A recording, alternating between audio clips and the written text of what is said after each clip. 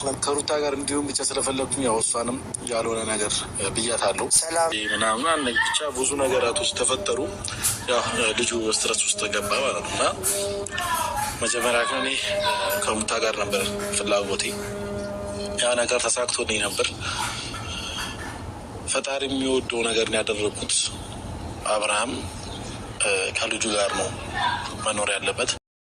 ሰላም ሰላም፣ ጤና ይስጥልኝ ውድ የተከበራችሁ ቤተሰቦች እንዴት ናችሁ? እኔ ያለው ቤተሰብ እንግዲህ መግቢያው ላይ እንደሰማችሁት ኤፍሬም ኤፍሬም ከሩታ ጋር እንዲሆን አድርግ ያለው አለ። ምን ይሁን ያደረገው አብረን የምናየው ይሆናል ማለት ነው። እንግዲህ መግቢያ ላይ እንደሰማችሁት ነው ሁሉም ነገር ኤፍሬም እጁ እንዳለበት መጀመሪያም ስንናገር ነበር። ምክንያቱም ኮመንት ስርም ገብቼ አይቼ ነበርና ኤፍሬም እጁ እንዳለበት ነው እየተነገረ የሚገኘው።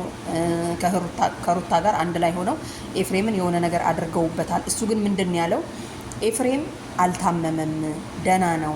ምክንያቱም ከሄርሜላ ጋር ሲሆን ብቻውን ይዝናናል፣ ከሩታ ጋርም ሲሆን ብቻውን ደስ ብሎት ይዝናናል።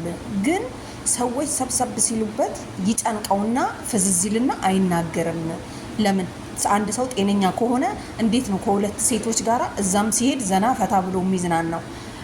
ሩታ ጋም ሲመጣ ሄርሜላ ጋም ሲሄድ እንዴት ነው ጤነኛ ከሆነ ዘና ፈቶ ሁለት ሴቶች በአንድ ጊዜ እንዴት ነው? ትንሽ አይከብድህም? አንተ ራሱ ሲጀመር አብርሽ ጤነኛ ሆኖ ነው ሰዎች ስለበዙበት ብቻ ነው የሚጨናነቀው ካል እንዴት ነው አንዷ እዛም ሲሄድ ፈታ የሚለው እዚችም ጋር ሲሄድ ፈታ የሚለው በምን ምክንያት ነው?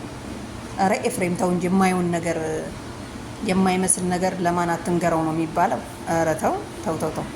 እና ለማንኛውም ቤተሰብ ማለት ነው እኔ ኤፍሬምን እንደጠረጠርኩኝ ያው እንግዲህ ታውቃላችሁ ብዙዎቻችሁ።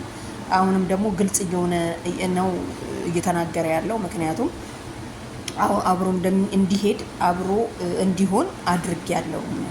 ምክንያቱም ከሩታ ጋር እንዲሆን ነው ፍላጎቴ፣ ከልጁ ጋር እንዲሆን ነው ፍላጎቴ አለ።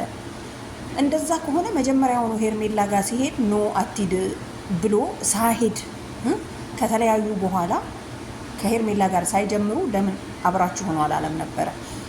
እንትና ኤፍሬም እኮ ያው እየተበቀለ ነው። አይታችኋል እንግዲህ ትናንትና ሩታ ኖ እኔ ትቼው አልሄድም ወይም ደግሞ በሩን ዝጉብኝ እንጂ አልወጣም፣ እንግዲህ ቡዜም በቃ ይዘጋብሽ እና እኛ እንሄዳለን እንጂ አንቀርም ብላለች። ሄርሜላ ግን ቤተሰብ ጋር ነው የሚሄደው፣ ስለዚህ ይሂድ።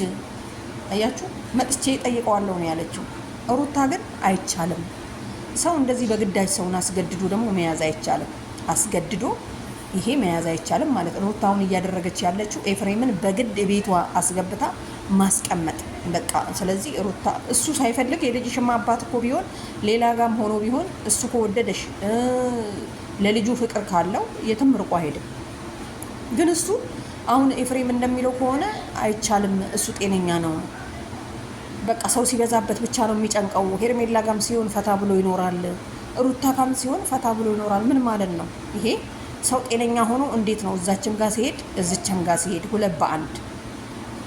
ጤነኛ እንዳልሆነማ አብርሽ 100% ያስታውቃል። ምክንያቱም አንድ ወንድ ልጅ ና ሲባል የሚሄድ ቁጭ በል ሲባል የሚቀመጥ ይሄማ ቤተሰቡን ሰው እኮ መጀመሪያ ቤተሰቡን መምራት ሲችል አይደል እንዴ ሀገርን መምራት የሚችለው? እንዴ በጎረቤት እንኳን የምትከበረው እኮ ቤተሰብህን በደንብ አድርገህ ስትመራ ነው። ወንድ ሆነክ ምናምን ቆፍጠን ብለክ ከዛ በኋላ በጎረቤት ትከበራለህ፣ ትመሰገናለህ። ይሄ ሰው እኮ ለቤተሰቡ ያለው ፍቅር ግን አሁን በሴት የሚመራ ምናምን ብለው ነው የሚንቁት። እና ያው ኤፍሬም እና ሩታ የሆነ ነገር አድርገዋል። አዎ ትክክለኛ፣ እንደውም ከሩታ በላይ ኤፍሬም ያደረገ ነው የሚመስለኝ ሄርሜላን ለመበቀል ብሎ ማለት ነው። እና እንግዲህ ትናንትና ወደ ቤተሰብ ጋር እንደሄዱ አይተን ነበረ። ሩታም ከቤት አልወጣም ዝጉብኝ እንጂ አልሄድም ስትል አልለቀውም። ምክንያቱም እኛ ሄርሜላ ጋር ትደዋወላላችሁ፣ ትነጋገራላችሁ። ለመሰላችሁ መጀመሪያ በእጅሽ ስትይዙ ለምን አልተንከባከብሽው? አሁን ሄርሜላ ይዛው ስትንከባከበው በፍቅር ስትይዘው ምናምን ነገር ቅናት ነው ያብሰለሰለሽ ማለት ነው ሩታ። ስለዚህ እኔ አንቺን ብሆን እተወዋለሁ ከሄርሜላ ጋር። አብርሽ ልጄንና ሚስቴን ካለና ጤነኛ ከሆነ ራሱ በራሱ ሰዓት ይመጣል ማለት ነው። ደግሞ እሱ እንደዚህ ሆኖ በራሱ ሰዓት ሲመጣ አንቺ የመቀበል እንግዲህ ፍላጎቱ ካለሽ የመቀበል አለ አይደለ?